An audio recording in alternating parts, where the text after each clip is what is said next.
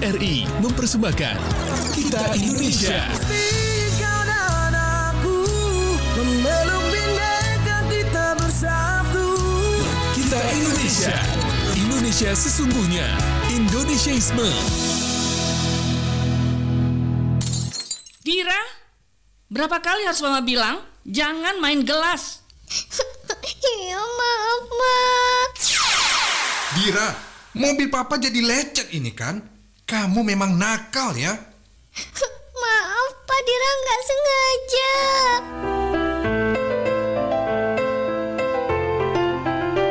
Membentak anak terkesan lumrah dan kelihatan sepele, tetapi dampak negatif yang ditimbulkan bukan main-main. Selamatkan mental mereka dengan lebih bersabar.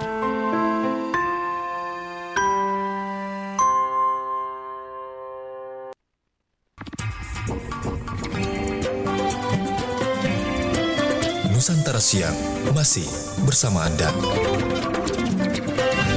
Assalamualaikum warahmatullahi wabarakatuh dan selamat siang sahabat budaya di mana saja berada. Kita berjumpa di siang hari ini dan tentunya seperti biasa di program acara kami yaitu obrolan ekonomi digital. Hari ini kita akan tentunya bicara mengenai merajut nilai ibadah dan kepedulian sosial dalam pelayanan pariwisata. Alhamdulillah saya sudah bersama narasumber Ibu Vini Korilita Sarapang STR Par, MTR Par, dosen prodi. Oh, mohon maaf. Saya tunggu ya sebentar. Oke. Kita ke saya ada ini ya. Kekeliruan sedikit, mohon maaf. Iya, kita bersama narasumber Ibu Dr. Windra. Oke, mohon maaf. Dr. Windra Aini MMCHE. Beliau adalah sekretaris PKM di unit P3M Poltek Par Makassar. Kita coba menyapa beliau. Assalamualaikum, selamat siang Ibu Windra.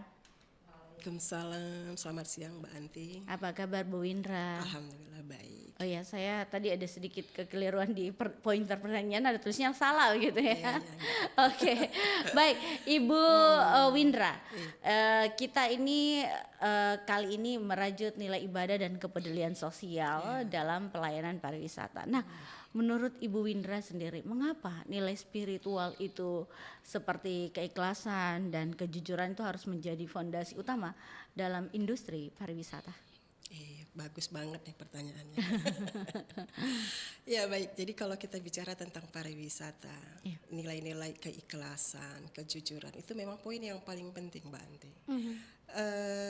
Bayangkan kita melayani orang lain, apakah itu turis ataupun bukan, tentunya dalam kehidupan sehari-hari sebenarnya nilai-nilai itu memang harus ada dan wajib ada di dalam diri setiap orang gitu. Apalagi kemudian kita bicara untuk ranah pariwisata. Nah, konteksnya kalau kita ranah pariwisata kan yang kita layani adalah tamu atau wisatawan atau bahkan dari daerah sendiri atau bahkan dari luar negeri gitu kan. Bayangkan kalau kita tidak ikhlas dalam melayani itu kan tentu akan tergambar secara spontan melalui gerak tubuh, mimik, bahasa dan sikap yang kita lakukan gitu. Dan orang kan bisa merasa bahwa ini benar nggak ya saya diterima atau dia melayaninya kok nggak ikhlas seperti itu. Bayangkan juga dampaknya akan seperti apa. Jadi memang akar awal pada waktu kita berkecimpung di dunia pariwisata memang harus ikhlas melayani. Gitu. Iya, ikhlas melayani itu dia. Jadi kenapa Bu? Karena kita kan sebagai tuan rumah. Oh iya tahu. Iya kan. Nah kalau kita tuan rumah itu kan sering kita mengatakan bahwa tamu itu adalah raja gitu ya untuk beberapa yang sering ungkapan-ungkapan yang kita dengar gitu. Jadi bayangkan berarti kita kan pelayan ya. Melayani raja yang datang. Bagaimana supaya dia punya kesan yang baik, punya kenangan yang baik pada waktu dia datang dan berkunjung ke rumah kita. Itu dia mengapa nilai keikhlasan itu, ikhlas dulu kita dalam melayani orang lain itu adalah pondasi yang sangat penting kalau kita bicara sebagai pelaku ya di pariwisata ini. Yang kedua jujur. Nah jujur ini kan juga penting. Ya. Rata-rata kalau kita bicara pariwisata itu kita bisa Mbak Ati pikirkan kalau biasanya orang kalau pariwisata itu kita bicara melalui gambar ya. Iya. Misalnya orang itu kan belum tahu misalnya tentang satu daerah dilihat dari gambar, terus kata-kata mungkin dari brosur dan segala macam yang dia lihat gitu kan. Kemudian apakah itu sesuai nggak dengan yang kita promosikan misalnya atau yang kita perkenalkan gitu. Makanya pada waktu mereka datang tentunya kan ekspektasi mereka tinggi dengan apa yang kita sampaikan biasanya begitu ya. Itu awal misalnya berarti harusnya datang sesuai dong dengan yang ditawarkan. Makanya itu betul jujur. Nah, untuk individunya sendiri kita sebagai pelaku artinya bahwa memang nilai-nilai kejujuran itu juga harus menjadi bagian yang sangat penting dalam kita membangun diri kita sebagai pelaku pariwisata itu sendiri. Oke, Bu, kita ke berikutnya nih. Ada dalam frame etika pariwisata. Bagaimana cara menginternalisasi nilai-nilai ibadah ke dalam praktek sehari-hari para pelaku pariwisata? Contohnya pelayan, ada juga pemandu dan juga pengelola. Bu, silakan. Ya. Kalau kita bicara nilai-nilai ibadah, itu cukup luas ya. Nah, saya ambil contoh kasus yang memang sedang tren atau menjadi isu saat ini, itu ada istilahnya pariwisata halal, pariwisata syariah, pariwisata muslim friendly, ya, yang ramah muslim.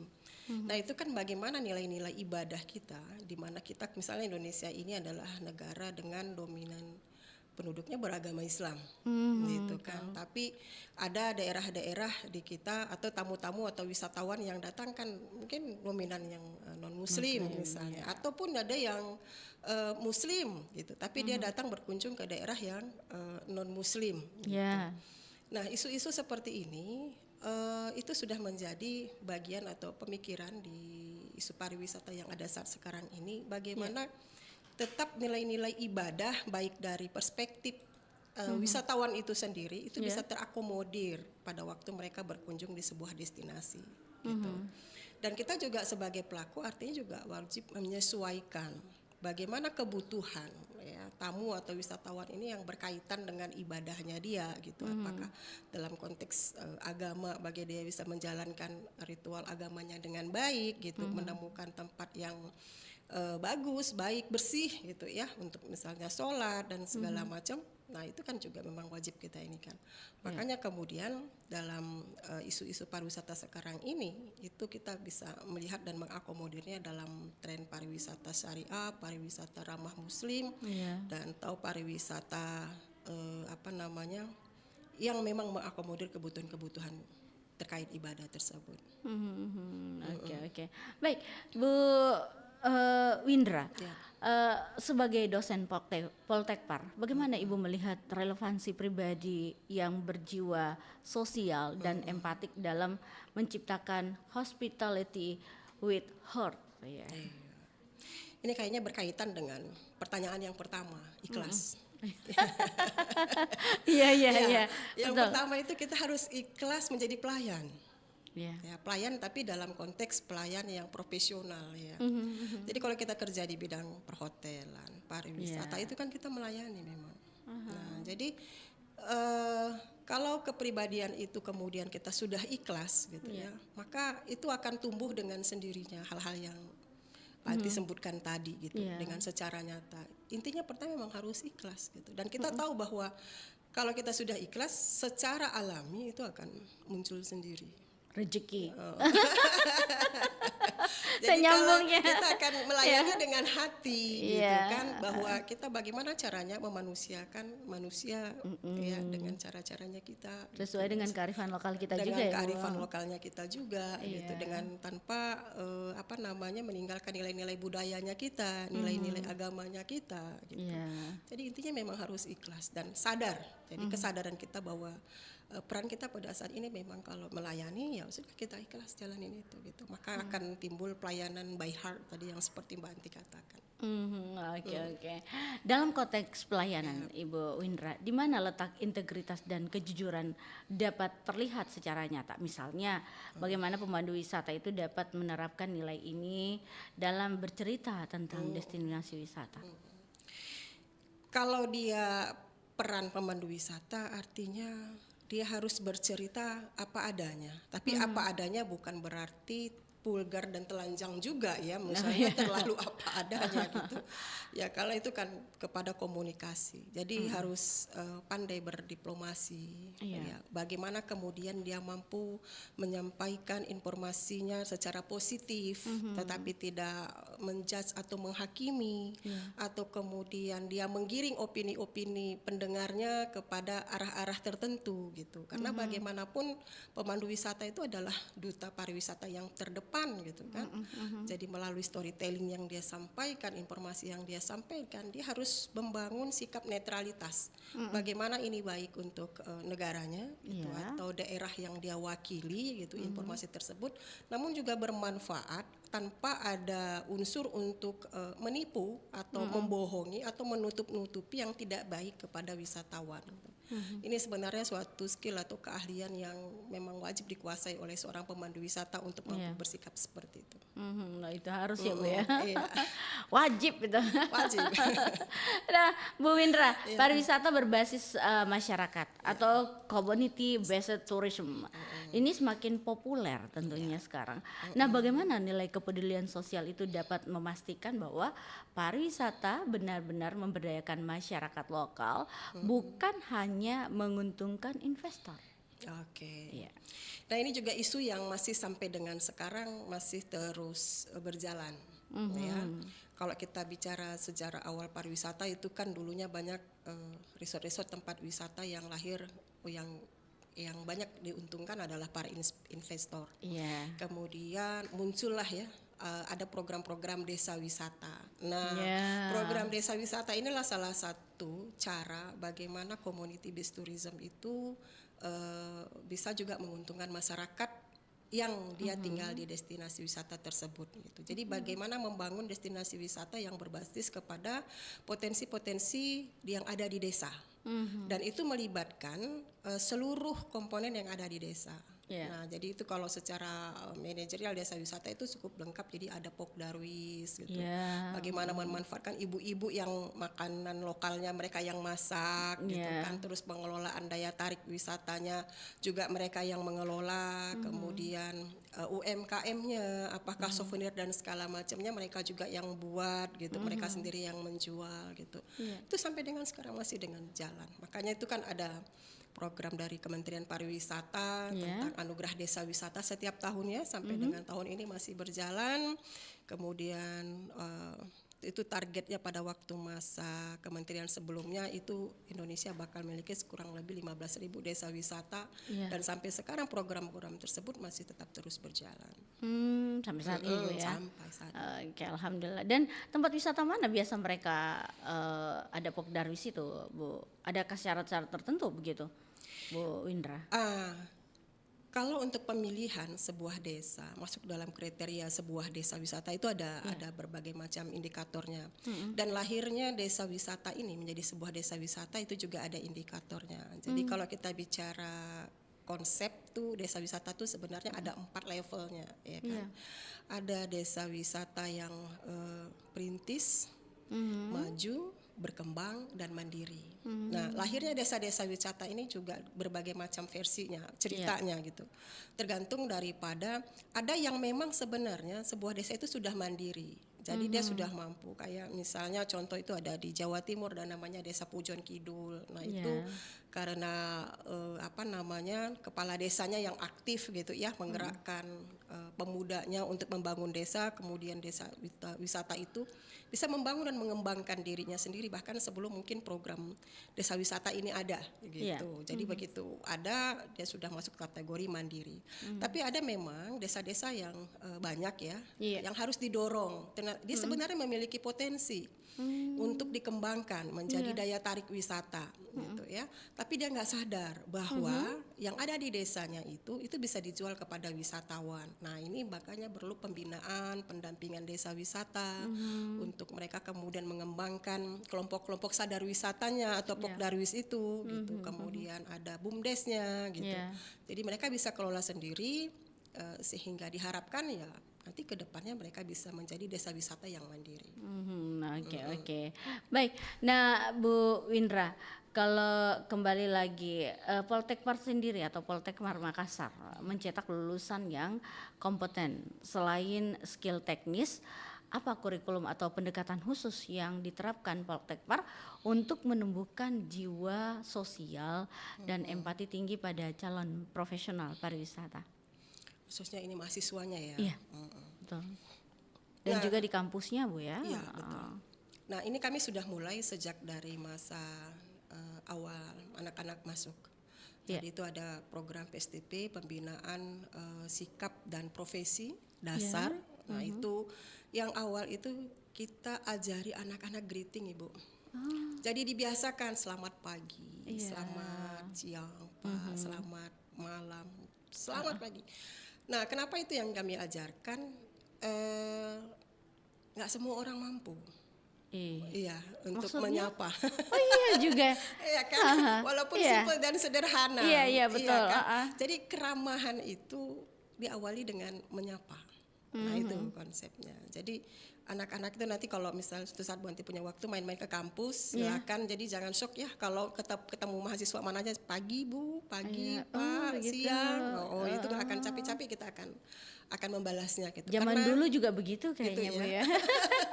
Iya, artinya itu kan memang keterampilan dasar yang memang harus dibiasakan, menyapa. Nah, terus menyapanya kan bukan menyapa yang cuman apa ya, vokal gitu aja ya. Tapi kan harus pakai ekspresi. Nah, kembali lagi, ini ikhlas nggak ya nyapanya? Atau karena sudah terbiasa gitu. Kadang kan kita kalau lihat pramugari di pesawat itu yang menjelaskan tentang safety gitu ya, itu udah karena mungkin udah ribuan kali gitu. Kadang-kadang udah nggak pakai hati kali. Udah senyum itu senyum. Udah cuma. Iya. Nah, hal-hal pembiasaan itu yang butuh konsistensi dan komitmen kita. Bagaimana kemudian kita mampu melakukan hal-hal tersebut gitu ya untuk dalam sikap sehari-hari. Nah, itu sudah kita mulai. Nah, terus kemudian ada program praktek anak-anak yang itu memang ya dibiasakan atau disamakan pada saat mereka ada di industri gitu kerjanya. Ya, sehingga hal itu sudah terbangun dari sejak kampus. Jadi kita tidak menunggu mereka lagi harus PKN baru mendapatkan itu, tapi sudah kita biasakan sejak masa perkuliahan di kampus. Jadi seperti halnya jam kerja. Di kampus itu pagi kita sama dengan jam kerja, masuk jam 8 pulang jam 4 sore gitu. Jadi memang sistemnya kita buat paket supaya anak-anak terbiasa dengan jam kerja. Oh iya Yang itu. kalau misalnya di tata boga malah lebih lagi daripada jam kerja karena mereka sama dengan kayak di industri. Belum boleh pulang kalau dapurnya belum bersih misalnya. Jadi harus clean bersih dulu sehingga besok dipakai lagi dengan ini. Jadi jam 7 jam 8 malam baru pulang. Wah. Itu skill teknis yang diajarkan ya. Oke. Baik Ibu Windra, kita jeda dulu. Menarik ini perbincangan kita di siang hari ini. Kita akan kembali selepas yang berikut ini. Assalamualaikum warahmatullahi wabarakatuh. Waalaikumsalam. Wea ka jitu cerita ko HP sapo. Masapa-sapa berita kak. Miguel ada berita nasihat tawede di HP. Apalagi kau beranda aku cinampu bawa engkesi berita baru. Weh, aja na sembara berita baca sapo. Apalagi jitu mangkok ko media sosial dek na risa makada politika sumber berita na aja mana berita baleta baca. Ya rega hoax. Weh, manang ke sapo. Jadi teki pale wadi sapa berita ke makute. Weh, aja na tama bila sapa berita. Ya komelo ki baca berita akurat si bawa terpercaya. Tau kabawa ni portal berita na RRI. Oh, manang ka di RRI wasia radio mi RRI. Itu RRI Makokwe tania bawa radio. Angkatona berita online na iya naritu rri.co.id. Tapi itu sesapo ya ko mo ketepale lebih ko berita na rri.co.id ubaca pasti terjamin nih. Mana salah ada sapo pasti terjamin kebenarannya dan dia terpercaya. Apalagi portal berita rri.co.id makanjai tampilanna, magampang diakses. Lengkap tuh berita na poli di daerah-daerah. Napa engkau tuh berita nasional makuto paru berita internasional na. Weh, magelo pedi, luar biasa memang RRI. Mapa mulai makokwe update informasi ta melalui portal rri.co.id.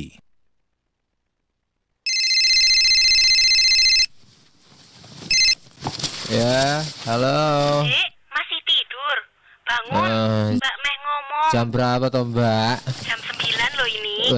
Jam 9? Ya. Saya nanti wae ngomongnya. Aku ada kelas, sudah telat.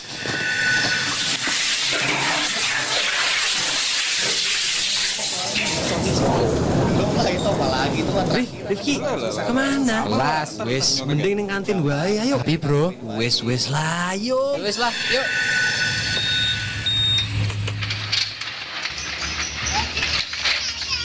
Habis ngampus, Rip? Tumben rajin. Yolah.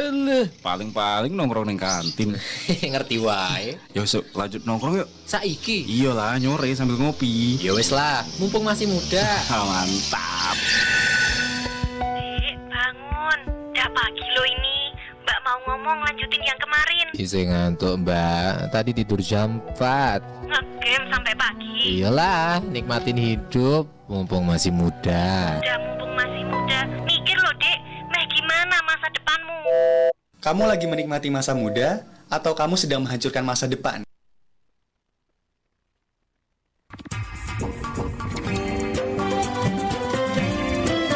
Nusantara Siang masih bersama Anda. Baik sahabat budaya di mana saja berada, kita masih bersama narasumber Ibu Windra di siang hari ini dan tentunya juga ada beberapa tadi kita sudah bicarakan di awal yang membuat kita juga oh begitu ya caranya kalau kita menjadi tuan rumah harus ramah. Terus di kampus Poltekpar juga sudah diajarkan untuk selalu senyum, sapah juga ya begitu ya Bu Windra ya. Baik, nah Bu Windra, wisata yang beretika ini haruslah inklusif. Nah, apa saja inisiatif nyata yang dapat dilakukan destinasi pariwisata di Indonesia untuk mengakomodasi wisatawan berkebutuhan khusus? Silakan Bu Indra. Ya, terima kasih nih, bagus pertanyaannya. Isu juga ini yang sering atau kadang terabaikan. Ya, kita kurang banyak memperhatikan tentang disabled people nih ya, tentang orang-orang berkebutuhan khusus. Atau orang tua yang mau jalan-jalan juga. Biasa kan pakai kursi roda Bu Indra ya. Betul. Okay. Nah, yang pertama memang kebersadaran kita sebagai misalnya rumah yang akan dikunjungi orang gitu. Apakah rumah saya menerima untuk berbagai macam jenis orang dengan berbagai macam kebutuhannya, kan begitu. Tidak semua orang sempurna, normal kondisinya gitu ya. Salah satunya adalah disabled people ini gitu, orang berkebutuhan khusus. Nah, memang kita kalau bicara untuk standar pariwisata dunia, kita dituntut itu wajib kita harus menyediakan fasilitas-fasilitas yang mendukung daripada tamu-tamu atau wisatawan yang berkebutuhan khusus. Nah, ini yang sering kita abaikan dalam membangun destinasi yang ada saat ini. Misalnya adalah kalau kita punya destinasi dengan kontur tanah yang landai aman mungkin ya, tapi kalau yang bergunung-gunung, berbukit-bukit gitu kan, misalnya dari tangga kadang-kadang kan susah ya kan. Yang normal saja mohon maaf Ibu Windra itu poso-poso orang bilang poso kene tangga. Bagaimana itu kalau yang disabilitas mohon maaf ya. Oke, silakan Bu Windra. Terus kemudian tanda-tanda. Hal sederhana aja kita kadang-kadang jalan raya yang kita miliki itu sudah jelas dia mendukung orang disabilitas ya, trotoar. Tapi apa yang terjadi kan trotoar kita buat untuk dagang ya. Iya betul. Terus kemudian tanda-tanda tadi itu sign ya. Terus kemudian adalah guide pemandu wisata, ada bisa nggak yang berbahasa isyarat? Nah itu sebenarnya untuk saya pribadi saat ini juga saya konsen untuk meneliti mengenai pengembangan kompetensi pemandu wisata untuk kebutuhan khusus. Karena kita selalu memikirkan untuk orang normal saja gitu kan. Kenapa nggak kita butuhkan bahwa pemandu wisata juga wajib belajar bahasa isyarat. Kalau dia ingin menjelaskan sesuatu gitu. Nah itu belum ada dalam unit kompetensi kita untuk pemandu wisata minat khusus misalnya yang untuk deaf people ya, yang tuli ya, yang butuh bisa isyarat, belum lagi dengan kebutuhan yang lainnya gitu. Nah jadi ya memang wajib dan harus didukung terus, harus diingatkan terus. Jadi jangan cuman kita mikirkan toilet aja yang bersih. Kadang-kadang kan hanya baru seputar toilet bersih gitu kan, ada musola misalnya, tapi jalan, jejak, trail untuk orang berkebutuhan khusus itu nggak kita pertimbangkan. Kamar mandi juga, misalnya untuk kebutuhan khusus itu kan beda. Jadi memang yang harus dibangun dulu adalah tingkat kesadaran kita bahwa kita hidup dengan berbagai macam orang dengan berbagai macam kebutuhannya itu. Iya. Jadi bukan hanya kepada pelaku tapi ya bisa jadi kepada pembuat keputusan kita ya. Iya, Pemerintah juga mungkin juga aware harus ke situ gitu bahwa ini penting gitu. Iya. Supaya mereka merasa diperhatikan. Hmm. Iya kan? Iya, Tidak Bu. bukan menjadi orang-orang yang terpinggirkan. Kadang-kadang mereka punya perasaan seperti itu. Iya. Jadi biasa kadang-kadang itu orang berkebutuhan khusus itu tidak mau pergi, Bu. Kadang-kadang biar misalnya di rumah deh. Betul. Karena itulah infrastrukturnya tidak bersahabat. Mendukung, Ya. betul. Terus jangan salah, saya pernah bikin fokus FGD ya di Lombok. Kita ngundang berbagai macam kalangan dari kaum disabilitas. Iya. Itu mereka harga dirinya tinggi loh. Jadi mereka nggak mau dikasihanin, jangan salah. Iya, betul. Jadi kalau satu saat kita ketemu dengan orang berkebutuhan khusus, jangan langsung tiba-tiba kita mau nolong dia. Itu tersinggung sekali. Jadi mereka bilang bahwa minta izin dulu sama kami. Oh. Iya, kita harus bertanya. Iya. Bapak, Ibu Mau dibantu? Begitu. Jadi jangan langsung tiba-tiba kita datang, yuk saya papa gitu, saya angkat gitu. Itu harga dirinya ini katanya. Karena mereka menganggap saya ini normal. Jadi mereka tuh bahasanya tuh gini, ini keren nih bahasanya. Dia bilang begini, kami orang normal yang melakukan sesuatu dengan cara kami sendiri katanya. Iya toh. Betul.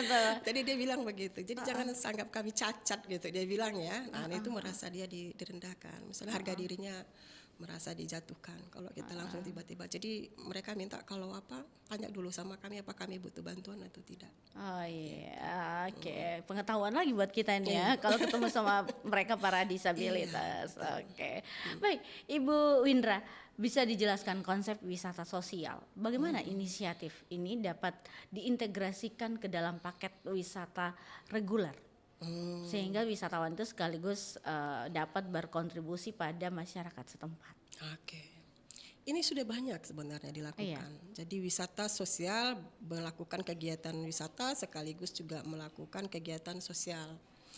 Nah, ini contoh ada teman saya di Sumatera Barat, dia punya travel, dia itu sering menghandle anak SD di Singapura. Iya. Nah, mereka handle untuk bikin paket tour datangnya ke Sumatera Barat, ke Padang. Datang ke sana berwisata, dibawalah ke desa.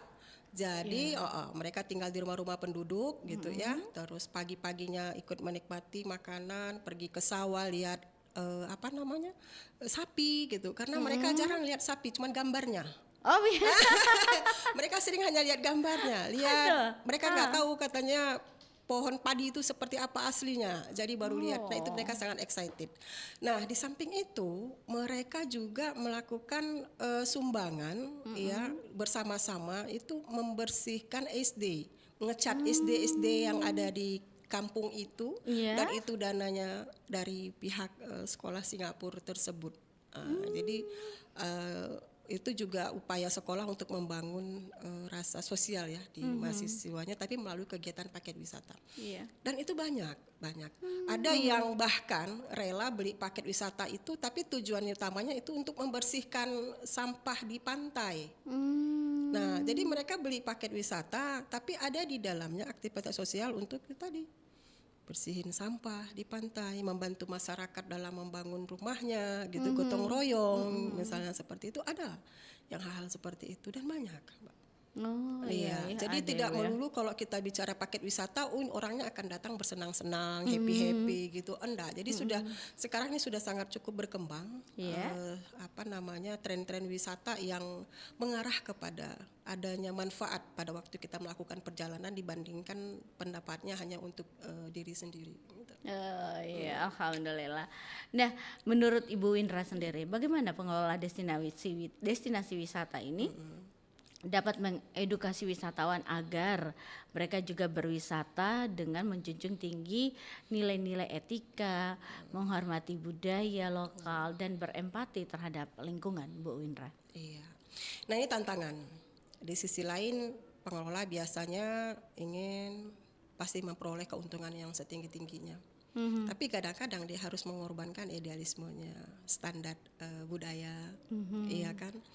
Nah, tapi sebenarnya bisa kita harus sadari bahwa turis itu datang ke kita itu karena melihat sesuatu yang berbeda. Jadi jangan kita pikir dengan mengikuti gayanya turis itu gitu ya, atau wisatawan itu maka mereka akan senang. Mereka mencari yang beda kok gitu, yang mereka nggak pernah lihat, mereka nggak pernah rasakan. Nah itu harus menjadi kesadaran kita gitu. Nah dan kita pengelola juga harus berkomitmen untuk mengedukasi gitu. Hal yang paling sepele adalah buang sampah. Iya kan?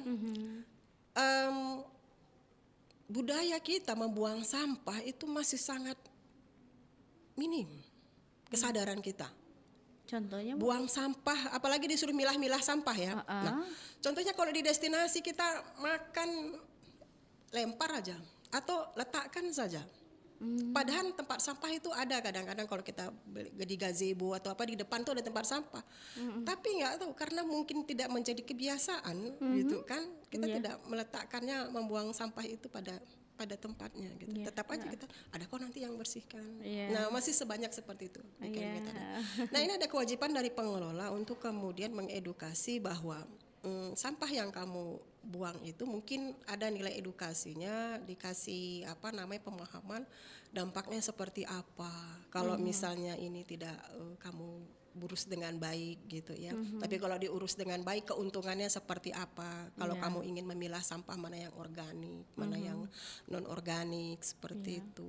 Dan saya kira harusnya juga destinasi itu berkewajiban juga kemudian membuat edukasi tadi berkaitan dengan itu.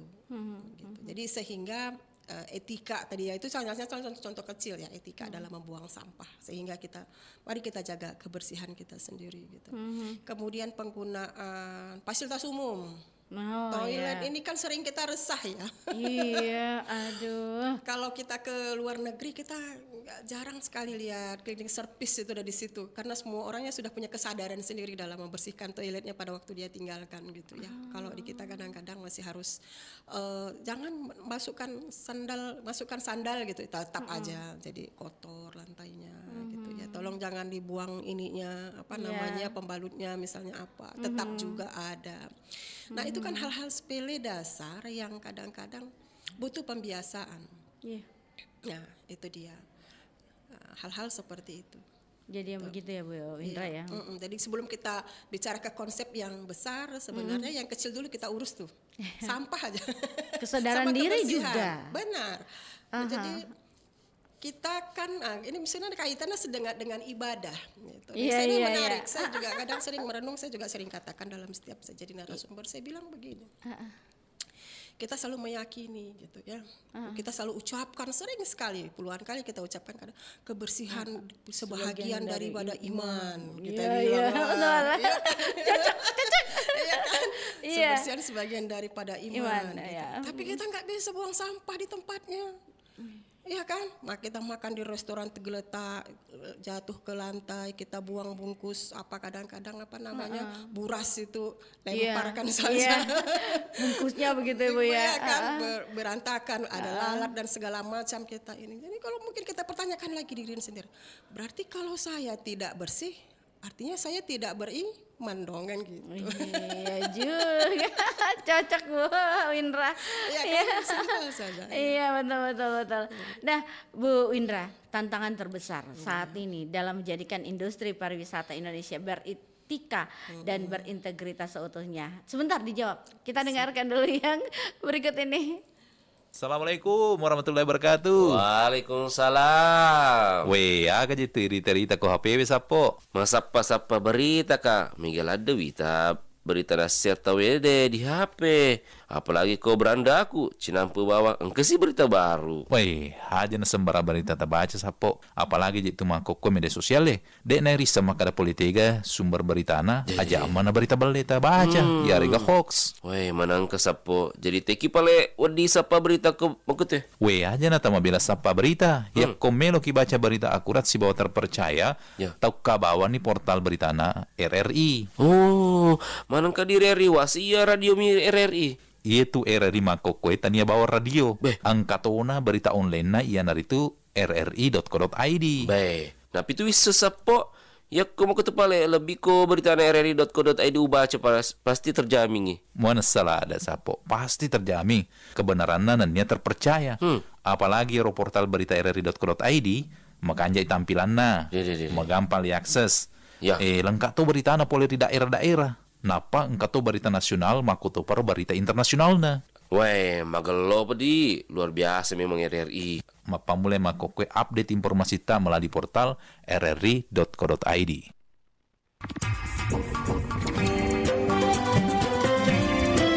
Nusantara Siang masih bersama Anda. Kita masih bersama Ibu Indra, narasumber kita di siang hari ini dari Poltek Par Makassar, dan sahabat budaya kita akan tahu lebih jauh Bu Indra, tantangan terbesar saat ini dalam menjadikan industri pariwisata Indonesia beretika dan berintegritas seutuhnya. Seperti apa nih Bu? Ya, kita tahu bahwa proses pembangunan pariwisata di Indonesia ini bukan pekerjaan yang sebentar. Ya. Semuanya butuh proses, ada banyak perencanaan dan segala macam. Jadi kalau kita bilang yang beretika dan berintegritas, yang paling dasar itu jangan sampai gara-gara kita mau mendatangkan wisatawan sebanyak-banyaknya, maka nilai-nilai budaya dan keaslian Indonesia itu kita gadaikan. Iya kan? Contoh? Ya kebiasaan-kebiasaan mungkin dari masyarakat setempat, gara-gara ada wisatawan, jadinya kemudian kita hilangkan misalnya. Jadi degradasi, kalau kita bicara degradasi budaya itu sebenarnya sudah banyak terjadi ya. Nah, misalnya upacara-upacara adat yang kalau menurut adat itu hanya boleh dilaksanakan misalnya sebulan sekali gitu ya. Tapi lantaran ada permintaan dari tamu bisa dilaksanakan kapan saja. Nah itu kan melanggar aturan, norma-norma yang ada begitu ya, cuman Bu. tapi kalau disepakati sama tidak masalah ya mungkin ya oke aja gitu. Tapi kan artinya degradasi atau nilai-nilai budayanya kan, integritasnya kan juga hilang, menurun ya, bukan hilang sih, tetap ada tapi menurun hanya lantaran kita ingin memuaskan rasa ingin tahu atau pengalaman daripada wisatawan. Jadi memang butuh konsisten dan komitmen yang tinggi. Nah kita juga harus sadari bahwa harus kita sampaikan juga kepada generasi selanjutnya gitu, bahwa bukan berarti Anda ini kan masalah mindset ya, anak muda sekarang kan rasanya nggak keren kalau nggak ngikutin gaya-gaya Korea misalnya ya, gaya-gaya K-pop barat. Ya bayangkan kita juga cukup terdegradasi dengan adanya K-pop dan Korea ini kan. Dari makanan, selera anak-anak kan, terus kan kayak Makassar juga dibanjiri nih sekarang dengan makanan ala-ala Korea. Itu kan sebenarnya Korea itu hebat gitu ya. Budaya dia kan yang dia sampaikan dalam film itu, mereka menyampaikan promosi budayanya itu melalui film gitu, yang selalu kita tonton dan kita merasa itu keren gitu. Tapi kita harus pintar-pintar menyaringnya gitu. Nah ini kan yang edukasi seperti ini yang harus kita buat juga propagandanya supaya anak-anak ini jangan tenggelam dengan budaya Korea tersebut. Jadi ada juga film-film Indonesia lah, tapi harus banggalah kita dengan Indonesia. Jadi para sinemas Indonesia ini harus bikin film-film di tempat-tempat keren Indonesia dengan mengangkat budaya dan tata caranya Indonesia gitu ya kan. Nah ini kita sisihkan K-pop, enggak dracin ya, drama Cina. Aduh. Makan ya kan. Ya, saya juga penggemar ya kan. Nah, cuman hanya sebagai hiburan ya Bu riset. Kadang-kadang suka bikin komparasi aja gitu. Terus buat di kelas biar ngomongnya nyambung dengan mahasiswa. Nah, jadi hal-hal seperti itu. Jadi konsistensi, komitmen kita bersama, terus kepada generasi muda sekarang ini itu juga harus kita tanamkan bahwa jangan sampai nilai-nilai budaya kita gadaikan untuk hal supaya tamu senang datang banyak sekarang. Bahkan sekarang itu ada konsep harus kita pertimbangkan loh kalau kita misalnya mau datangin tamu banyak-banyak ke Indonesia misalnya, karena sudah mulai ada banyak dampak dan efek seperti pengerusakan lingkungan ya kan. Kayak di Bali itu kemarin juga ada budaya kita juga ternodai Bu ya, sopan santun dan sebagainya. Ada ruang-ruang mungkin zona-zona pemetaan di mana mereka boleh bebas, tapi di kita itu kalau mereka mau datang masuk ya mereka ikutin gayanya kita. Gitu, jangan mereka bawa budayanya mereka, bisa nggak ya gitu ya. Nah itu yang harus dipikirkan. Aturannya harus diikuti kita ya. Daripada kemudian kita hanya memikirkan bagaimana sebanyak-banyaknya mereka masuk datang, belum tentu juga mereka yang mendatangkan devisa yang datang. Karena sekarang banyak juga backpacker. Ibu tahu aja backpacker datang langsung pergi gitu kan. Mereka cuma foto-foto mereka bikin YouTube ya kan, terus mereka bikin podcast dan segala macam tren. Orang kita kan maunya dia lama-lama ya kan. Tiba-tiba kalau udah bicara tentang Indonesia, orang cinta Indonesia ini kan sebenarnya kan sangat fanatik juga dengan begitu Indonesia yang langsung gitu ya. Langsung di follow gitu ya kan, cerita tentang bagus-bagus tentang Indonesia dia bahkan banyak followersnya. Nah itu sudah disadari para youtuber travel ini gitu. Maunya kita sih Indonesia dia lama-lama supaya kita punya kita punya benefit juga banyak begitu ya Bu. Semakin lama mereka tinggal kan semakin banyak keuntungan kita dapat ya Bu ya. Sebenarnya solusinya itu. Jadi kita bukan lagi bicara kuantitas. Bukan jumlah wisatawan yang banyak, tapi bagaimana yang datang ini mereka bisa lama tinggal di Indonesia. Betul. Nah, kalau mereka lama tinggal di Indonesia berarti kan pengeluarannya besar. Nah, itu gitu logika. Walaupun nominal uang dia besar. Tapi kita lebih mau tinggal lama lah kamu di sini ya. Oke. Baik, Bu Windra, sebagai penutup, senang sekali berbicara dengan Ibu nih siang hari ini. Closing statement Ibu Windra untuk para pendengar kita dan juga pelaku pariwisata agar mereka selalu menerapkan hospitality with heart. Ya. Baik, ini buat para pelaku pariwisata Indonesia dimanapun berada. Kita tahu bahwa dalam konteks bisnis kita mau selalu bahwa bagaimana caranya mendatangkan keuntungan yang sebesar-besarnya, tapi jangan sampai meninggalkan nilai-nilai identitas dan kepribadian kita sebagai orang Indonesia, dan juga bagaimana menanamkan nilai-nilai itu melalui keikhlasan dan pelayanan kita dengan menggunakan hati atau dari hati kita yang paling dalam. Oke, baik, terima kasih Ibu Windra atas wawasan yang luar biasa hari ini. Semoga pariwisata kita semakin maju, beretika dan penuh empati. Sampai jumpa di lain kesempatan Ibu, sukses untuk aktivitasnya. Senang berbincang bersama Ibu. Assalamualaikum warahmatullahi wabarakatuh. Waalaikumsalam warahmatullahi wabarakatuh.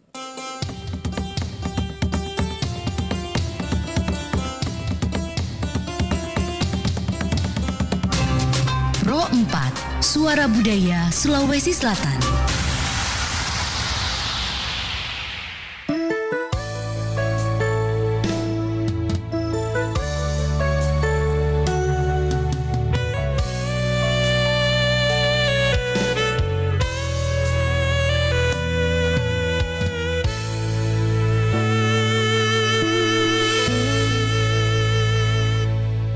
Toroko saturan mawa matata